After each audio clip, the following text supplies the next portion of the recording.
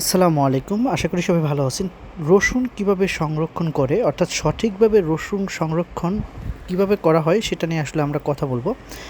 যদিও রসুন সংরক্ষণ একটা গুরুত্বপূর্ণ ব্যাপার, কারণ এটি সংরক্ষণের উপরে ডিপেন্ড করে দীর্ঘদিন ভালো থাকে এবং পচে যায় না। তো আমরা কয়েকটি পদ্ধতি আলাপ করব। প্রথমে যে পদ্ধতি, ভালোভাবে শুকানো। রসুন তোলার পরপরই সরাসরি সংরক্ষণ করা যাবে না। রসুনের গোড়া এবং পাতা রেখে দিতে হবে এবং ছায়াযুক্ত বাতাস চলাচল করে এমন জায়গায় ঝুলিয়ে বা বিছিয়ে 2 থেকে 3 সপ্তাহ পর্যন্ত শুকাতে হবে। এতে করে রসুনের বাইরের খোল শুকিয়ে যাবে এবং পচার সম্ভাবনা কম থাকবে। ঝুলিয়ে সংরক্ষণ, শুকিয়ে নেওয়ার পর পাতাগুলো দিয়ে রসুনের গোছা তৈরি করতে হবে। অর্থাৎ রসুন যখন শুকানো হবে, পাতাগুলো শুকিয়ে যাবে, সেই শুকানো পাতা দিয়ে একটা গোছা তৈরি করতে হবে। 10 থেকে 15টি রসুন একসাথে বেঁধে নিলে ভালো হয়। এগুলো ঠান্ডা, শুকনা ও বাতাস চলাচল করে এমন জায়গায় ঝুলিয়ে রাখতে হবে।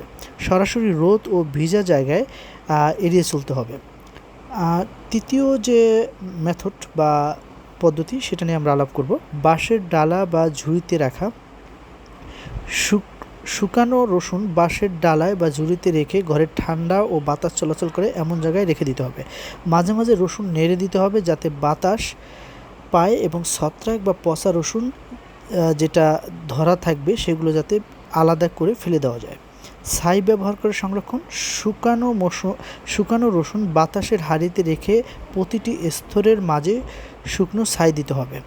ছাই রসুনকে আর্দ্রতা থেকে রক্ষা করে এবং ফাঙ্গাস বা পচা যাওয়া এটাকে আটকায়। এই পদ্ধতি গ্রামের অনেক স্থানে কার্যকরভাবে ব্যবহৃত হয়। বালি ব্যবহার করে সংরক্ষণ, মাটি বা প্লাস্টিকের পাত্রে কিছুটা শুকনো বালি দিতে হবে, তার উপরে এক স্তর রসুন আবার বালি, এইভাবে স্তরে স্তরে রাখতে হবে। ঠান্ডা এবং শুকনো জায়গায় রাখলে দীর্ঘদিন ভালো থাকবে। সংরক্ষণের সময় কিছু সতর্কতা থাকতে হবে, যা হলো রসুন কখনো ভিজা অবস্থায় রাখা যাবে না। পচা বা ছত্রাকযুক্ত রসুন অবশ্যই আলাদা করে ফেলতে হবে। মাঝে মাঝে চেক করতে হবে যাতে করে পচা রসুন বাকি রসুনগুলোকে নষ্ট করতে না পারে।